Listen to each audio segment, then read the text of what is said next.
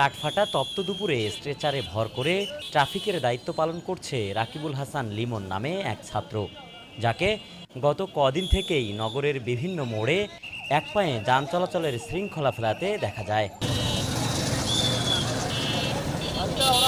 কয়েক বছর আগে সড়ক দুর্ঘটনায় বাঁ পা হারায় লিমন। রংপুর মডেল কলেজের এই শিক্ষার্থী এবারের এইচএসসি পরীক্ষার্থী ছিলেন। দেশের ক্রান্তিতে সবাইকে এগিয়ে আসার আহ্বান আর বার্তা দিতেই স্ট্রেচারে ভর দিয়ে এক পায়ে ট্রাফিকের কাজ করছে সে। আমি অন্য সাধারণ মতো না, আমি এটার জন্য এই স্ট্রেচার নিয়ে আসছি যাতে অন্য সাধারণরা উদ্বুদ্ধ হতে যায়, তারা যেন আরও আসতে পারে, তারা যেন আরও দেশকে ভালোবাসে। আমি আমার দেশের ভালোবাসার জন্য আমি এইভাবেই চলে আসছি। তারাও যেন, যারা সাধারণ মানুষ তারা যেন আসে, তারা যেন নিজের বিবেককে প্রশ্ন করে যে এত প্রতিবন্ধী বাচ্চা আমাদের জন্য এত কিছু করতেছে, সেহেতু আমাদের ট্রাফিক মানে আইনকানুন মেনে সুন্দরভাবে সুস্থভাবে চলাফেরা করতে হবে। লিমনের দাবি, মাঠে পুলিশ থাকলেও মানুষের আস্থা ফেরাতেই তারা সহযোগিতা করছে। এখন চাওয়া দ্রুতই স্বাভাবিক হোক শান্তির বাংলাদেশ।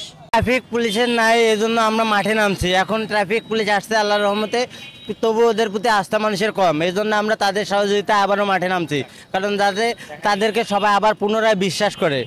আমি আগামীর বাংলাদেশটা অনেক সুন্দর দেখতে চাই, যাতে সবাই শৃঙ্খলাভাবে, যাতে ট্রাফিকের আইন কানুন সবকিছু মেনে সুন্দরভাবে চলাফেরা করতে পারে। বৈষম্য বিরোধী ছাত্র আন্দোলনে বেগম রোকেয়া বিশ্ববিদ্যালয়ের শিক্ষার্থী আবু সাহিদ নিহতের পর সারা দেশে তীব্র হয় আন্দোলনের মাত্রা।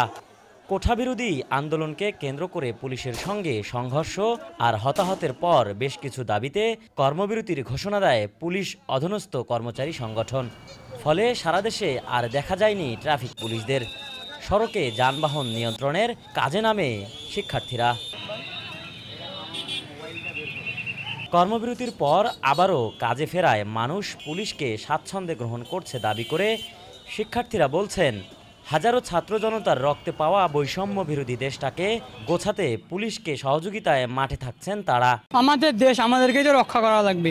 এখন পুলিশ আঙ্কেলরা মাঠে নামছে, তবু ওনাদের প্রোটেক্ট দেওয়ার জন্য বা আমাদের ওনাদের সঙ্গে থাকার জন্য এখানে আমরা আসছি। এখানে পুলিশ ভাইয়েরা আমাদের মাঠে নামছে, তাদের সাথে আমরা সুন্দরভাবে কাজ করতেছি এবং তাদেরকে সহযোগিতা করতেছি। আমাদের কাছে ছাত্রগুলো আছে, তারা দেখা যাচ্ছে কোনোভাবে সবাই সকালে আসছে, কেউ খাবার পাচ্ছে না। আমাদের এখানে কিছু সাধারণ পাবলিক আছে বা কিছু রেস্টুরেন্ট আছে যারা এখানে খাবার দিয়ে যাচ্ছে, যারা খাটতেছে যে তারা খাবারটা পায়, এই দায়িত্বে আমরা আছি। আমি কলেজ শেষ হওয়ার পর 12:30 থেকে এখানে আসি।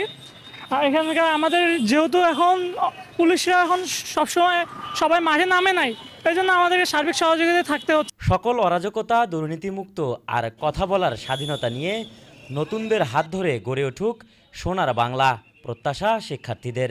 আগামীর বাংলাদেশ সোনার বাংলাদেশ, দুর্নীতিমুক্ত বাংলাদেশ, স্বাধীন সার্বভৌমত্ব, কথা বলার যে অধিকারটা ফিরে পেয়েছি, এই অধিকারটা যেন আমাদের চিরকাল থাকে। যারা অরাজকতা করে গেছে ওইগুলো সবগুলো বাদ দিয়ে আমরা নতুন করে একটা বাংলাদেশ, স্বাধীন বাংলাদেশ, যে আমরা স্বাধীন বাংলাদেশ যে উপহার পাইছি, এটা ধরে রাখতে চাই আর কি। সবাই স্বাধীনভাবে চলাফেরা করতে পারে এবং স্বাধীনভাবে নিজের মতামত প্রকাশ করতে পারে। প্রত্যেকটা প্রতিষ্ঠান যেন রাজনীতিমুক্ত হয় এবং বাংলাদেশের মানুষ যেন স্বাধীনভাবে চলতে পারে, এটাই আমার একমাত্র চাওয়া। স্বাধীন সার্বভৌম বাংলাদেশে জনতার পুলিশ হিসেবে কাজ করার অঙ্গীকার ট্রাফিক পুলিশ সদস্যদের। এই আন্দোলনের ফলে যে নতুন বাংলাদেশ আমরা দেখতেছি, এখানে আমরাও নতুনভাবে নতুন উদ্যমে আমরা কাজ করতে চাই। জনগণ আমাদেরকে খুব ভালোভাবে অ্যাকসেপ্ট করছে, তারা আমাদেরকে ফুল দিয়ে বরণ করে নিছে। আমরা এজন্য নিজেদেরকে গর্ব ফিল করতেছি এবং আমরা এ প্রত্যয় নিয়ে কাজ করতে চাই যাতে আমরা জনগণের পুলিশ হয়ে আমরা পরবর্তী কার্যক্রমগুলো পরিচালনা করতে পারি। ছাত্র জনতার গণ অভ্যুত্থানের পর সরকার পতনের প্রায় 7 দিন পরেই কিন্তু মাঠে নেমেছে ট্রাফিক পুলিশ সহ পুলিশের অন্যান্য সদস্যরা। তবে ছাত্ররা এখনই সড়ক ছাড়ছেন না, কারণ পুলিশের উপর পূর্ণাঙ্গ আস্থা ফেরার পরই সড়ক থেকে বিদ্যালয়মুখী হবেন শিক্ষার্থীরা। একেএম সুমন, সকালের বাণী, রংপুর।